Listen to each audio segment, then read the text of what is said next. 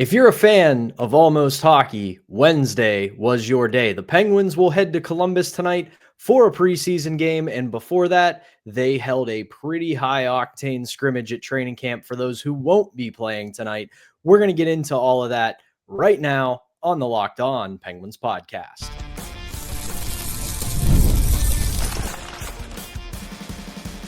You're Locked On Penguins, your daily podcast on the Pittsburgh Penguins. Part of the Locked On Podcast Network, your team every day. Welcome into the Wednesday edition of the Locked On Penguins podcast. I'm one of your hosts, Patrick Damp. You can follow me across all social media platforms at Synonym for Wet. Joined as always by the one and only Hunter Hodes. You can follow him on Twitter at Hunter Hodes. You can give our show's Twitter account a follow at LO_Penguins. You can also find us on Instagram at LockedOn_Penguins. And of course, we appreciate you making us part of your daily routine. Don't forget that we are free and available wherever you get your podcasts, as well as YouTube. Plus, if you follow us on YouTube, be sure to hit the notification button. That way you can be among the first to know when we drop our daily Monday through Friday episodes. Before we jump into it today, this episode is brought to you by FanDuel. Get started today by going to FanDuel.com, downloading the FanDuel app, and you can win $300 in bonus bets if your first $5 bet wins.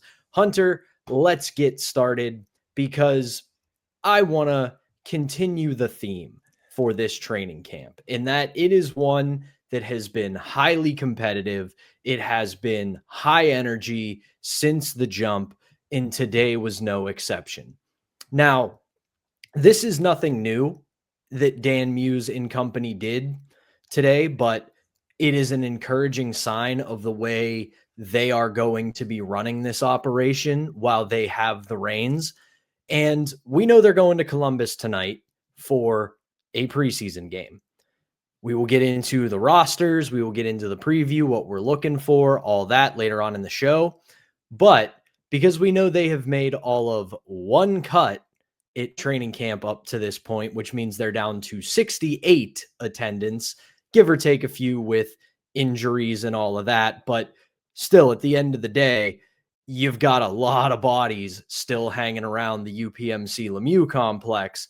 So what they did this morning, instead of giving all the guys who aren't going to Columbus tonight the day off or putting them through a light skate or a little bit of a workout, they decided to crank the intensity up a little bit, and they held a 2-half scrimmage between Team White and Team Black, with Team White coming out on top 5-3.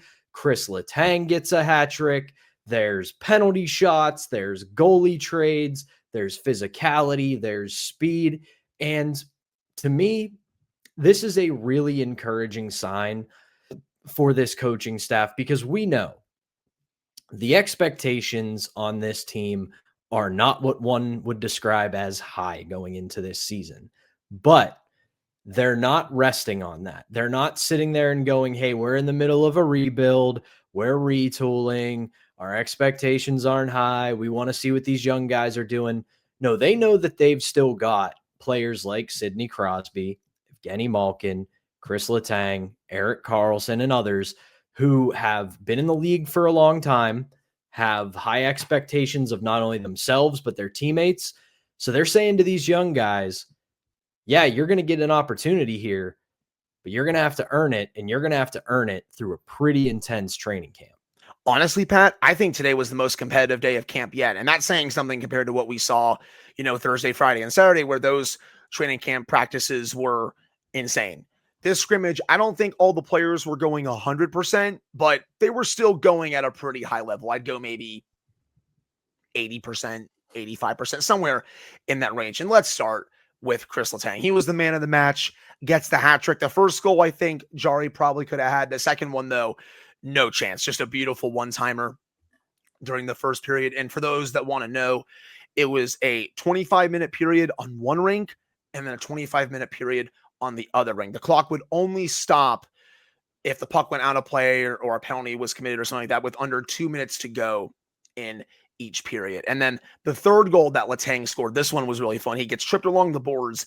And instead of his team getting a power play, the ref was like, no, you're going to get a mini version of a penalty shot, but you have to go quick because there's two players from the other team. They're going to be chasing you down, trying to get the puck from you. But with Letang and his foot speed, those players had no chance. And he roofed it past Pavlenko in the second session. And Pavlenko, he replaced Tristan Jarry after the first period of the scrimmage. Sergei Murashov was also only expected to play the first period, but Joel Blomqvist apparently is day-to-day with an injury. He was expected to replace him, but Murashov got to play the whole game. More on that a little bit later. But even outside of the goals that Letang scored, his foot speed was on display throughout. I thought his skating was fabulous today. He was an absolute animal on the ice. I think this was by far the best day of camp that he has had. And he was fine the first 3 days. And on Tuesday, he wasn't bad by any stretch. But again, I was just noticing some of the other defensemen more. And I don't think I usually need to say like, oh yeah, Letang's having a great camp just because we all know he's going to be on the team. We all know he's going to get top 4 minutes. But today especially, he was fantastic. And I think he's going to build on that for the rest of the camp. He was great, man.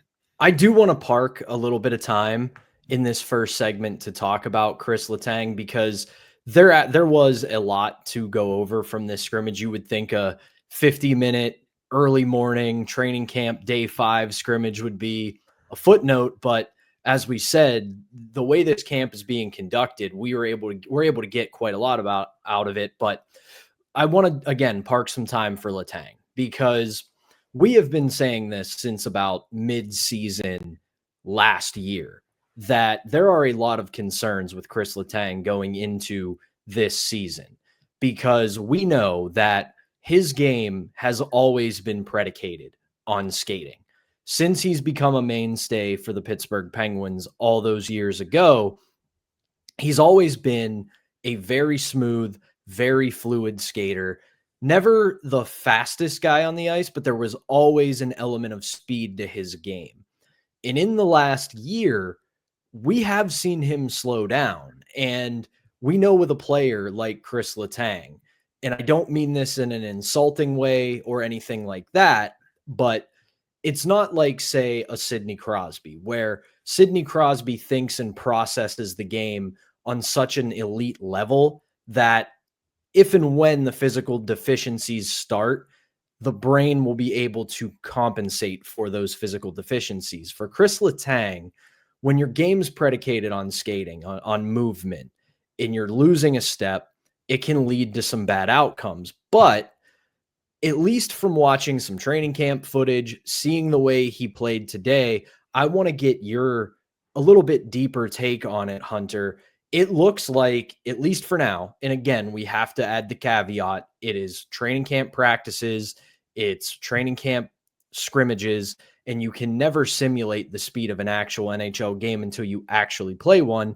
But at the very least, to these eyes, I'm not ready to say that he's cured and he's back, but it does seem like, if nothing else, he's got at least a half step back. And if he can find a way to work within those constraints, we might be able to quell some of those concerns. I'd say it's a nice step in the right direction. I think that's the best way to describe it. We know he's not going to get a lot of preseason action. A lot of the core players aren't. He's probably only going to get a game or two. And even then, Pat, in those preseason games, you're also not going at 100%. It's more, as I said during the scrimmage day, it's probably like, 80 to 85%. But what I saw today was someone who was making the right decisions. He was playing well in his own zone. He was skating very fluidly. And that's what I want to see from him once the regular season starts. He was also using his shot to his advantage, driving offense. He did all this, by the way, skating with Ryan Graves. And we've seen that pairing quite a bit over the last couple of years. I really don't need to see it again in regular season form, but I did just want to add the caveat that he did a lot of this today skating with Ryan Graves for basically the entire scrimmage. So that needed to be mentioned. With Letang, though, for the upcoming season, if Dan Muse and company can kind of fine-tune his minutes a little bit, so he's not playing 25, 26 minutes a night, that should hopefully be a win. Give him, 19 to 21 minutes a night, second pair role. Let Erik Karlsson take the top pair of minutes. I know that's going to scare some people, but he's the only one on this team right now that is probably good enough to take those minutes. I mean, no disrespect to Kris Letang. I just think where he is in his career, if he can eat up 19 to 21 minutes a night, keep getting closer back to some of his old self, that is a win for the Penguins, considering how last year went, Pat, where his skating just looked to be completely gone. He wasn't making the right reads in the offensive zone. His defensive work was not very good. So again, I just want to see him keep building it back. And I thought today was a good step. I thought this was by far his best day of camp. A couple others that really stood out to me today. Sam Poulin did not have a good first preseason game. He was out to lunch quite a bit. Opened up the scoring in this scrimmage. Really nice goal 5-hole to beat Sergei Murashov. He needs to keep that up if he wants any shot of making this team. I just wanted to park a couple of seconds to discuss that. I also like Danton Heinen in this game. Evgeny Malkin was skating on a line with him and Anthony Mantha. By the way, Malkin was able to set up Heinen for a mini breakaway with a really nice behind the back pass.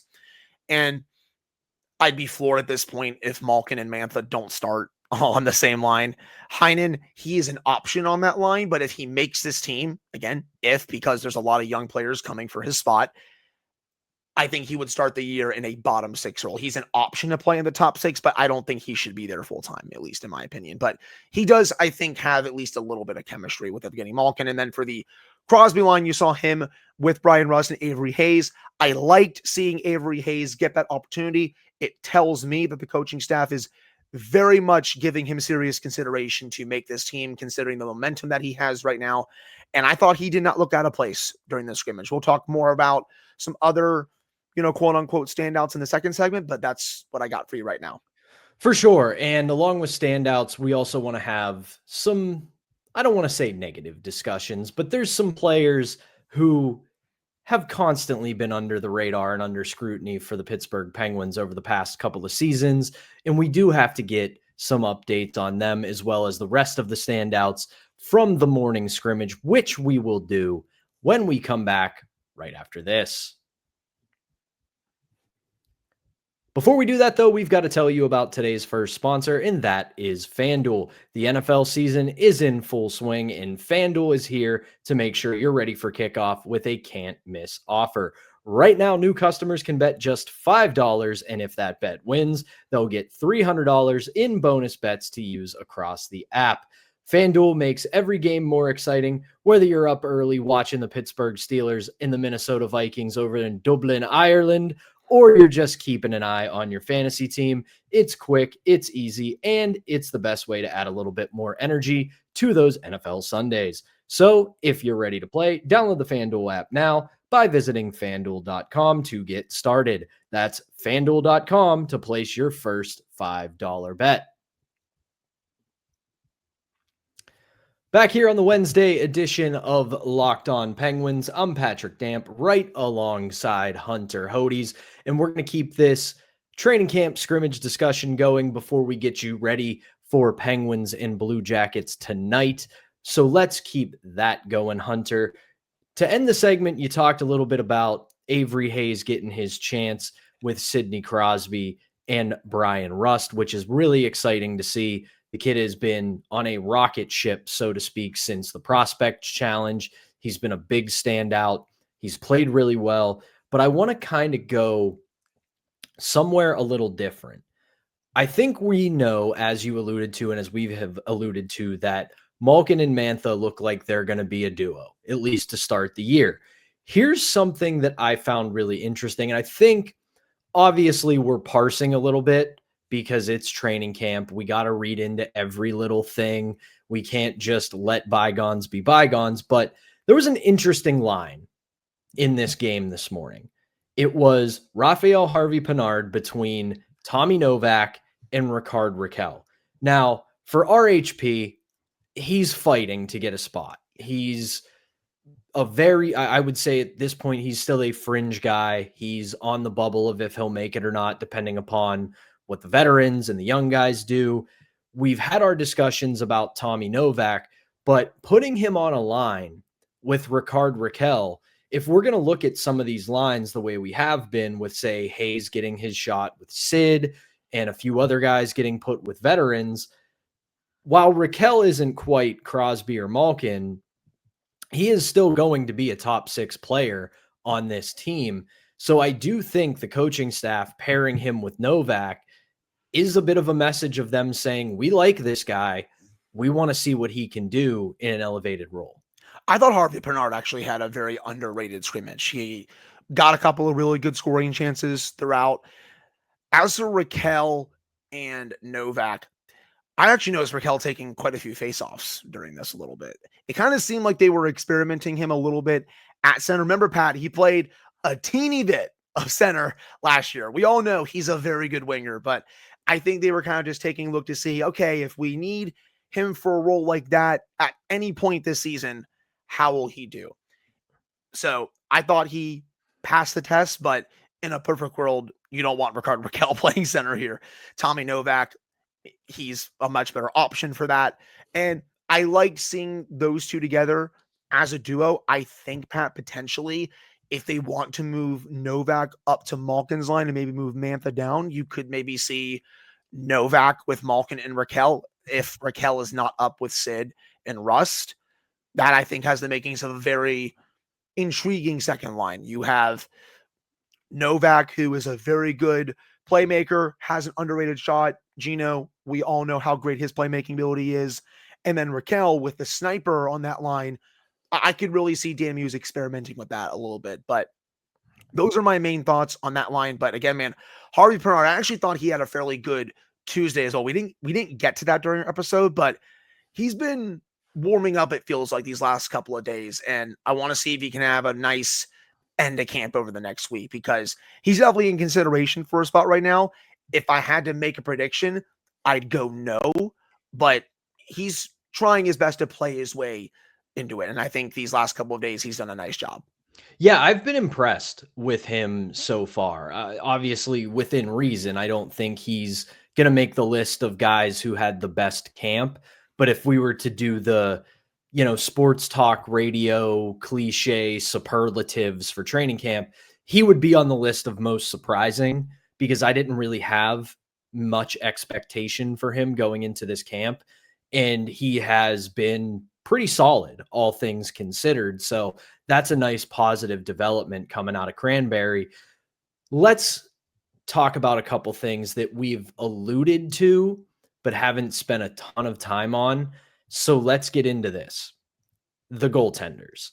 We talked about it. It happened in the scrimmage today. Joel Blomqvist, day-to-day with a lower body injury. That is obviously horrific luck for him, because he, like you said, he has been rising a little bit in this camp. Obviously, Sergei Murashov has been the talk of camp, as we expected. Artur Shilovs has had himself a solid camp.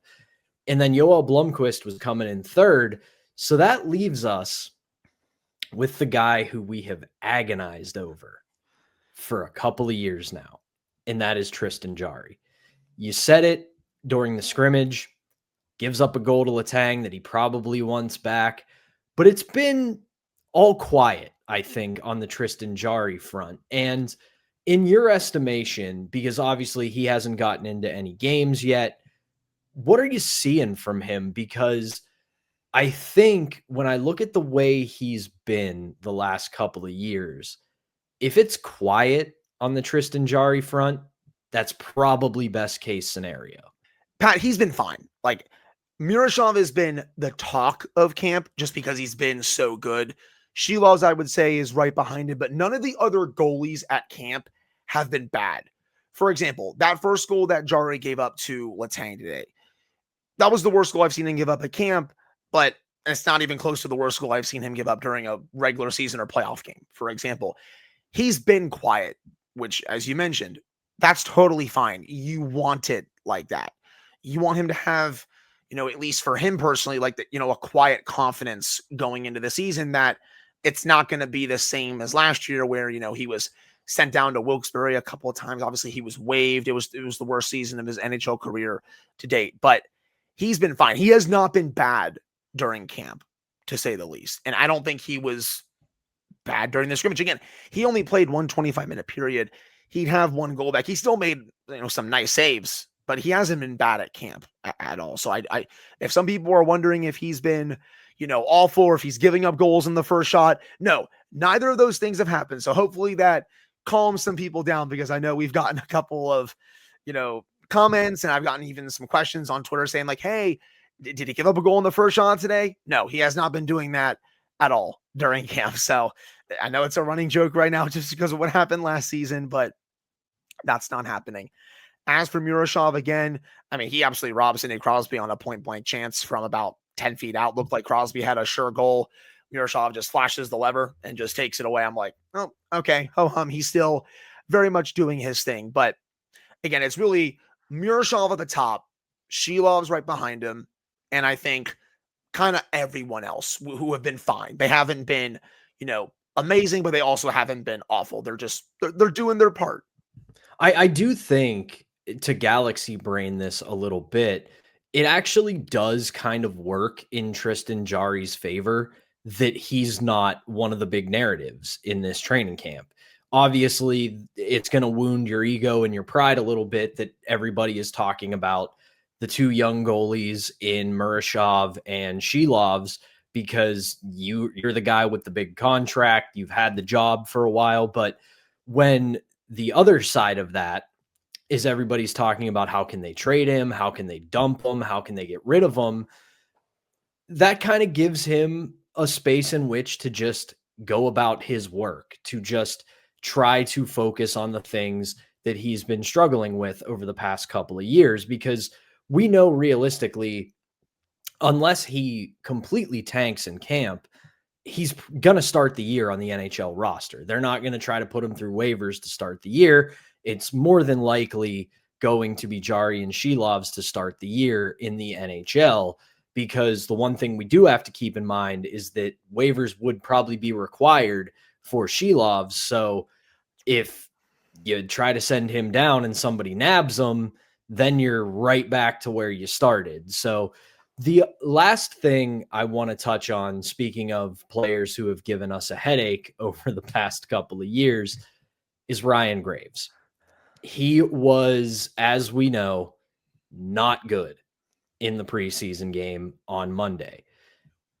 That said, from what I have been reading and from what I have been seeing, it does feel like a new set of eyes and a new coaching staff is putting him in a different direction.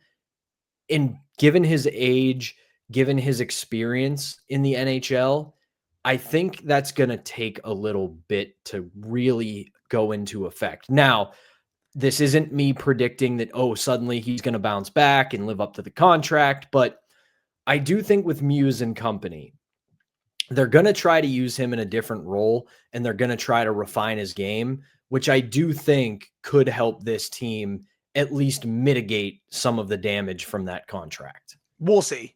Like that first preseason game, it's funny. If you look at hockey stat cards, he was one of the top Penguin performers. The eye test does not match that. And I usually like looking at those to see if, the data supports my eye test.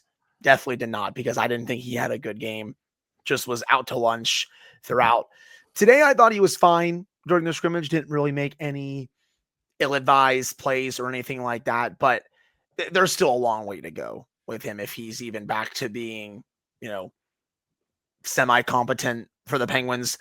They're going to give him at least a little bit of an opportunity during the regular season, if I had to say right now, but that leash still needs to be pretty short because of what he's given at least these first couple of years on the contract. Oh, absolutely. You can't let him run free, but I do think from some of the things I've seen, they definitely are encouraging him to use his size more, which is something that we have been screaming about for the last year. And again, I don't want to get it misconstrued here. I'm not pretending like there's going to be a renaissance for Ryan Graves, but I do think new set of eyes, new coaching staff, redefined role, it could at least help him, and he's going to get that opportunity. It's just a matter of what he does with said opportunity. But that is going to do it for our middle segment here on the Locked On Penguins podcast. When we come back, there's even more hockey to talk about. The Penguins are back in action tonight at Nationwide Arena for their second preseason game against the Columbus Blue Jackets. We'll get you set for that when we come back right after this.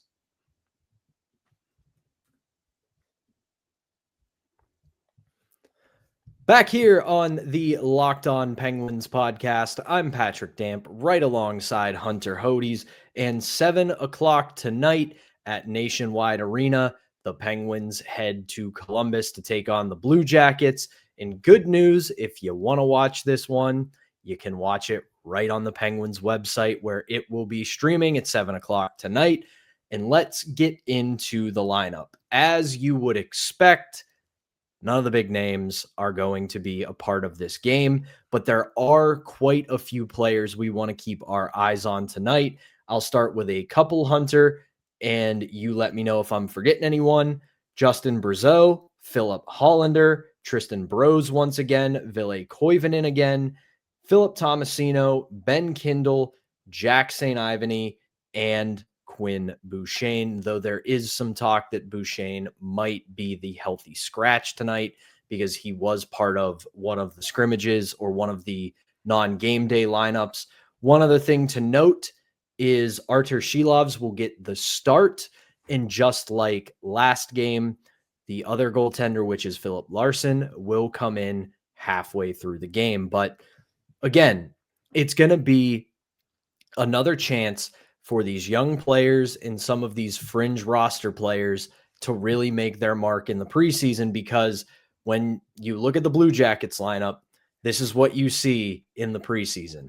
The home team usually dresses quite a few of the big guys just to get the fans in the building, to get them excited, while the visiting team, it's really evaluation time for them with their roster. You look at the Blue Jackets tonight, a lot of the big names are in the lineup: Voronkov, Fantilli, Monahan, Jenner, Shinnikov, Marchenko, Werenski, and in net will be one or both of Nolan Lalonde and Jet Greaves.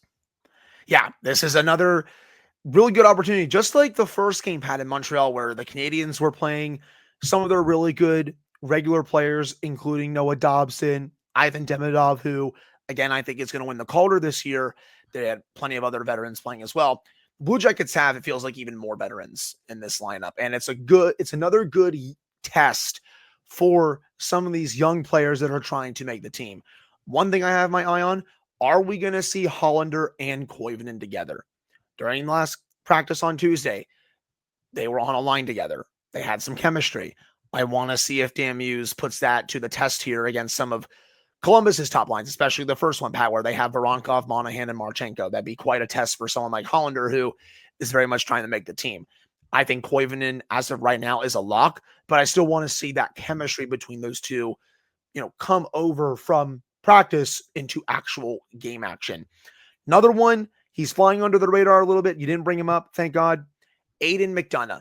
I'm under no illusion that he is going to make the team out of camp, but I think he's going to be solid depth for Wilkes-Barre this year.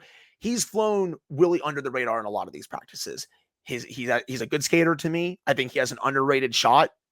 He has some good puck skills. He seems like a very smart, intelligent player. He was a point-per-game player last year in Charlotte before he got banged up. So now that he's back healthy, can he show the staff a little bit more to the point where they can go, hey, we like you quite a bit. There's not a spot for you right now. We're going to send you down to Wilkes-Barre, but if you perform well, especially like you were last year, you might potentially get called up during the year. So that's someone I'm also going to have my eye on a little bit tonight, just because I think he's had a pretty decent camp. I'm also excited for Lizotte and Tomasino. I'm actually curious to see if they're on a line together. Tomasino this year, it's a big one for him, man. I want to see more consistency. I think when he is on, he's a lot of fun to watch. I love his release especially, but I still want to see him be a little bit more consistent. Blake Lizotte, I also think, is a little under the radar among a lot of the fans this year. He's a very solid bottom six contributor who can, give you some depth scoring. He can play on the penalty kill. He plays his tail off every single shift. Really strong forechecker, at least last year when he was healthy. I want to see what he can do to start the preseason as well. And you mentioned him, Matt, Ben Kindle. I think this might be the last time they're going to see him in a preseason game before they make some cuts. And I think that makes sense, right? Get a couple games out of him, man. Get to evaluate him and be like, hey, we like where you're going. Let's send you back to junior where you can cook this year. And then, next year, maybe we keep you deeper into camp or something like that. Hell, they could keep him into next week. We'll see. I'm just saying, don't be surprised if this is the last preseason game he plays before he gets cut. It would make a lot of sense for a lot of reasons. So those are some of the guys I have my eye on. Also, Alexander Alexiev, if he gets in, he's trying to win a spot on the left side. How will he fare tonight? That's also someone I'm looking for as well.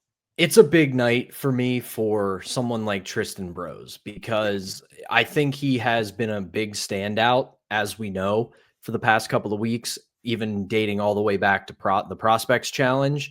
And I want to see him continue this momentum. I want to see him continue to look like a bona fide NHL player. Now, it doesn't mean that if he doesn't make the team out of camp, that it's a failure, that he didn't do well. We know that this is a huge number crunch for the Penguins, especially at forward. They've got a lot of bodies, a lot of people fighting for not that many spots, but it's another opportunity for Tristan Brose to show that he belongs with the big club.